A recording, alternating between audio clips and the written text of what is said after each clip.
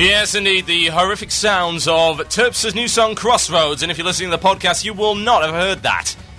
You'll have to go listen to the Weekend Reports podcast. So listen to the Weekend Reports on Sundays at 7 p.m. GMT. Oh, no, it's not. It's 7 p.m. EST, and it's midnight GM. Why? It's some crazy moon time over there. No one cares. Go check the show page. Okay, let's get on with it. Right. Now, I have a bone to pick. Like I ever don't have a bone to pick. And that's with the idea of, 1, the community, and 2, ZOMG, the forums. I mean, good lord. Fall on face and hurt myself with spoon now. Where is my bucket?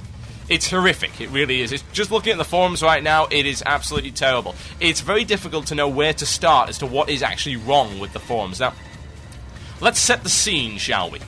By using the idea of the community. What is the community? Someone answer me that. What is the community? And the answer would be, well, it's sort of the players, people, they talk and they do things and stuff, and then you walk off looking rather bemused. No.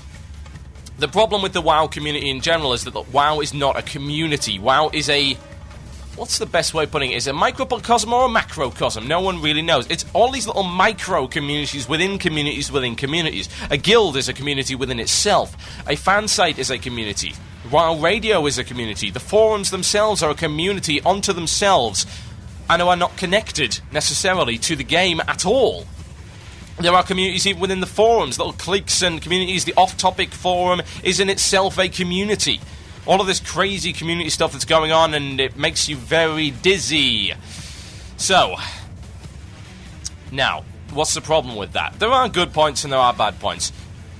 Having a community that spans the entire game, especially in a game of this size, is exceedingly unwieldy and can lead to people being drowned out in the voices of others. Very much so. 8.5 million people all screaming at once tends to get a wee bit loud. It hurts the ears, it hurts the mind. It's not a good thing. However, the disadvantage, of course, is that the forum community can be seen as representative of the play community when in fact it is probably not.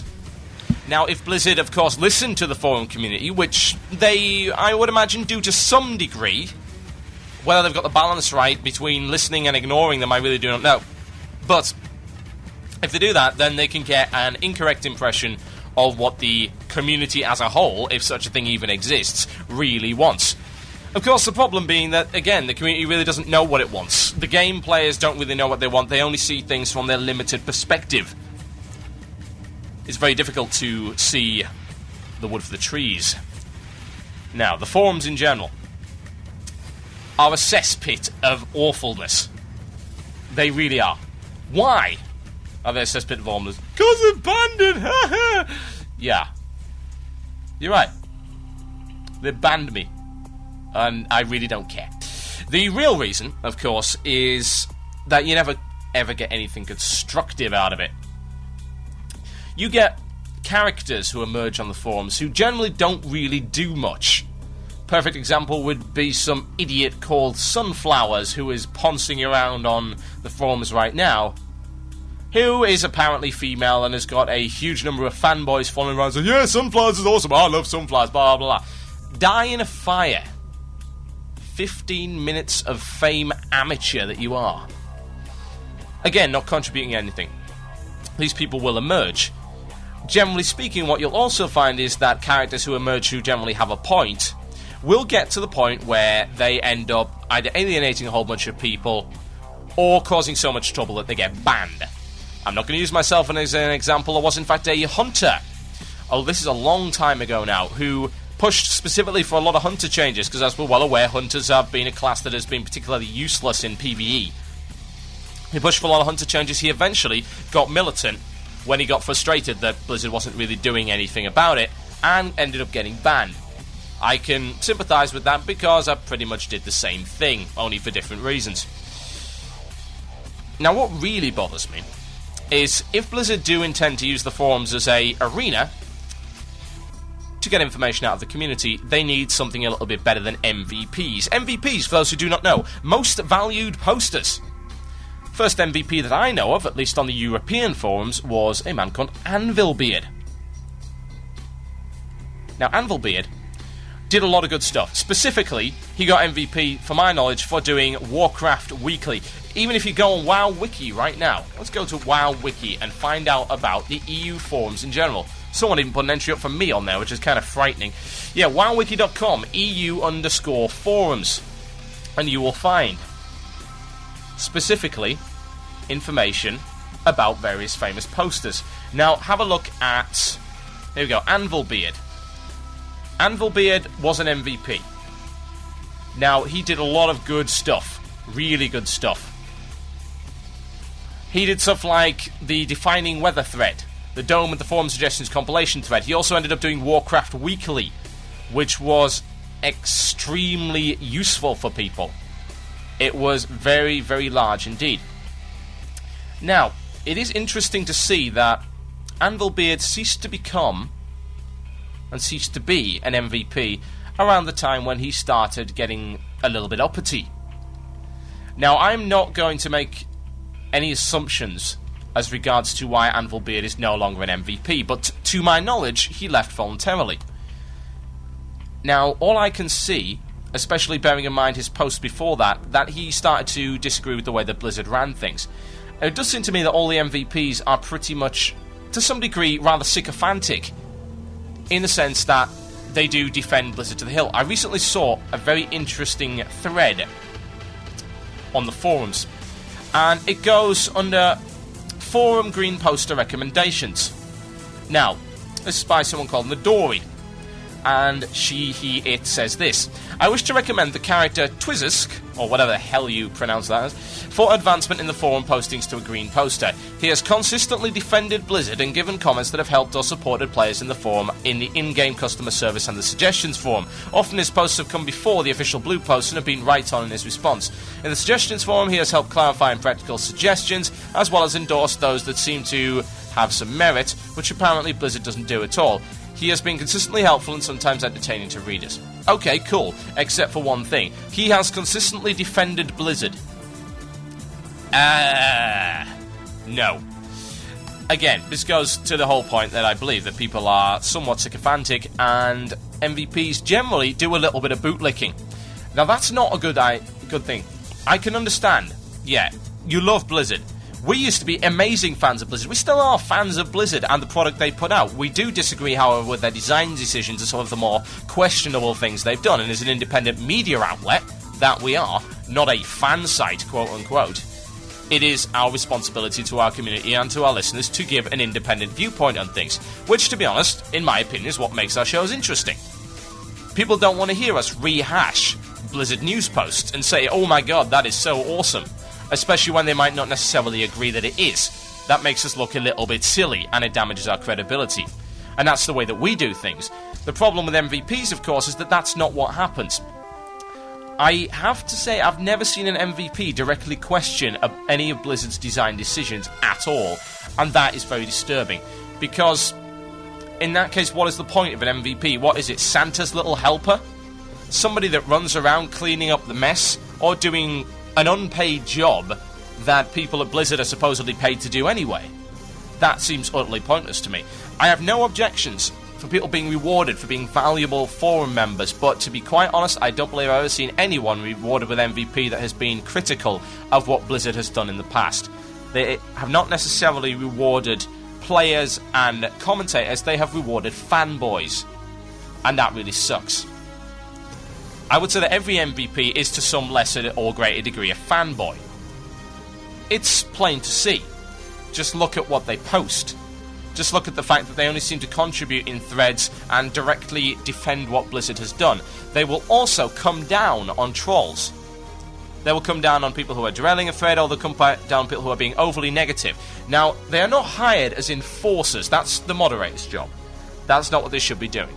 Now, if they are contributing a large amount to the forums, as regards to guides, as regards to being a class leader as such, then cool. That's great. But it's really, really not all that surprising.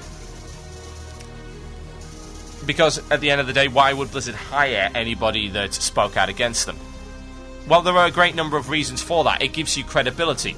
If Blizzard were to take on an MVP that was, in fact, critical of the decisions that they make, they are showing not only the MVP itself that Blizzard is willing to accept constructive, now say constructive criticism. Criticism in general is rubbish. Constructive criticism, very, very valuable to a company, especially from a design perspective. If you want to know what the community is really thinking, or if you want to express what you believe, you need to do so in a constructive manner, no matter how critical it might be. And you can get away with high and deep criticism if it's constructive. We have the same thing. We ask people to constructively criticize our shows so we can help to rebuild them. The problem is, of course, that people don't really get it. They don't understand the idea of constructive criticism. They just, say, this is constructive criticism, and then consider to rail on things with no actual justification or evidence to back it up. Blizzard themselves cannot possibly, within their organization, have enough perspectives to see everything. They are not playing the game as much as the community is. The community, whatever that might be, the player base is probably a more accurate term, is playing the game and shaking it down for all it's worth, and they have some good things to do. Now, if I were to take the MVP system, I would be looking specifically at people who have got a lot of knowledge, people who are big into class balance, who are big into game mechanics, who understand how the game works. Now, no offense to Anvilbeard, I love him, he's a listener, he's fantastic, he's a great bloke. However, Anvilbeard, when he was hired, was not even level 60. Now, I can't see how you can expect to commentate on really important matters, as in Endgame. Because let's face it, Endgame is what matters. Whether it be PvP or PvE Endgame, that is what keeps people playing. The other content, well, that's cool, because to be honest, if you don't like it or there's something wrong with it, you can go and do another quest, or you can go to another area, and it doesn't really matter. It's something you skip over. If there's a problem at one level, you think it's okay because it's gone by the next, but once you hit 70, there is no skipping. You have to go through this content. It's incredibly linear in the sense that you do have to go here, then here, then here. As non-linear as you might think it is, and say, well, you can go here or here, most people will go the linear route because that's the way it was impliedly designed for. It doesn't expressly say you have to go here, but there is an implication that you do. Why? Because of the difficulty level of the content and the gear level required and the gear level dropped. You have to go through a certain number of hoops in order to get to your objective. Those hoops do involve, of course, running your level 70 instances, then running Karazhan, and then your next logical conclusion would be to go do Gruul. Now you can say, well, why not go do Magtheridon? Because Magtheridon is a lot harder than Gruul, and you may need Gruul level gear in order to take him down, at least effectively. I'm not saying that there hasn't been a guild that has skipped Gruul entirely and gone to Magtheridon. It is certainly possible. But yeah, that's the kind of stuff you can skip over. Now, bringing someone onto MVP that is not 60 or is not specifically knowledgeable in a particular area of WoW, or doesn't have the mind to design and to bring up interesting and innovative solutions to problems, is not helpful to the community. MVP right now seems like more of a medal for being nice to Blizzard and being nice to other people. Yeah, being nice is great. It would be lovely to have a forum where everyone was nice to each other and say, yes, well, I believe this. I do not agree with that view, but that is a very interesting point, and I will take it in consideration, modifying my opinion as a result. Now, I would like to offer this counterpoint. That does not happen. This is the internet. Seriously. I'm not kidding, it may in fact be the internet. And the internet is a very nasty place. It is incredibly unpleasant. People tend to get off on insulting other people. But that doesn't necessarily mean that they don't have valid points to bring up and they're not knowledgeable about the game. Being unpleasant is not a null and void to making a good point. Some people make points by being unpleasant. Oh well, good game. QQ more, grow up, and deal with it. A company that is being paid X amount of dollars per month to run a game, whatever, I'm sure can take a little bit of criticism, as long as it's constructive. Yeah, it might be unpleasant. Yeah, that player might defend his views in such a strong manner that other people might find it offensive. Well, big deal. Now, if MVPs were to be truly respected, Those are the kind of people. These people with strong views who have basis in fact and constructive, well thought out argument. If those were MVPs, I think we'd really be onto something. But right now, from what I can see, and no offense to the existing MVPs, I'm sure you think you deserve it, and I'm sure you're nice guys, but nice guys finish last. And I would rather hear someone angry and someone ranting with at least a point to make than someone who simply said, yeah, Blizzard's right, Blizzard's right, Blizzard's right, Blizzard's right, ad infinitum. Not keen. This is Blue Please here on WoW Radio with myself, Total Biscuit. Here's a bit of Nubcake news for you. Enjoy.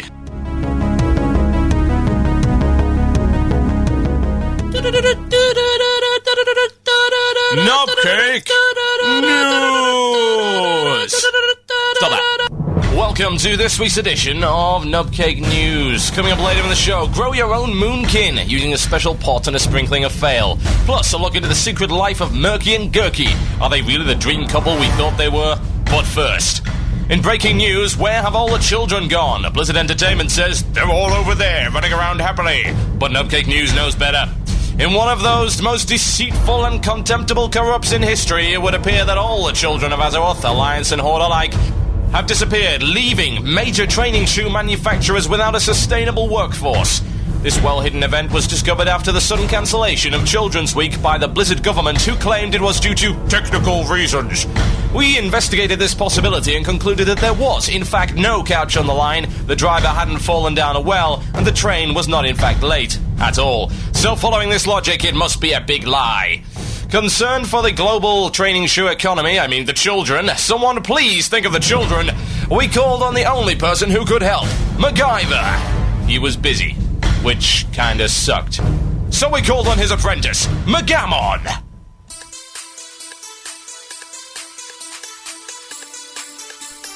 Please help us, Megamon. All the children have gone and I really need a new pair of Nike Air Max. Don't worry, I'll find them, and in doing so, make further slanderous remarks about large footwear manufacturers. Thank you, Gammon! You're our savior! Don't thank me. Thank this elastic band and toothbrush. But, Megamon, what could you possibly make with that? Oh, Megamon, you're so resourceful. I wonder if you could fix my squeaky bed springs with nothing more than this sponge and a packet of roasted peanuts.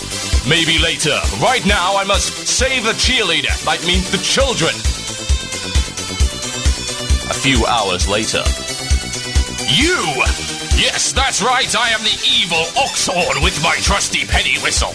I have lured all the children to my secret cave in a Pied Piper-esque fashion, where I will fashion them into an army who will slaughter every elf on the planet. You cannot stop me. Don't bet on it, Oxhorn. I still have a few tricks up my sleeve. Really, McGammon? Where are your weapons? Your armor? All you have is a metal tube, a handful of copper bolts, and a bi-weekly gardening publication. What are you going to do with that? This. What? Wait, it's still crafting. I haven't got all day, you know. Genius takes time. Oh, so does stupidity. Now hurry up. Fine. Aha! Gasp! Impossible! A low DPS craftable firearm! Ow! Ow! That hurts! You should never mess with apprentice engineering, Oxhorn. Now let the children go! Never! Okay, you asked for this. Quick, children! Utilize the 3-second stun from this small copper bomb and run! Inconceivable! Damn you, Megamon! Damn you! And so, Children's Week is saved, proving once and for all that engineering is the only real choice for the pro player. This has been Nubcake News. Good night.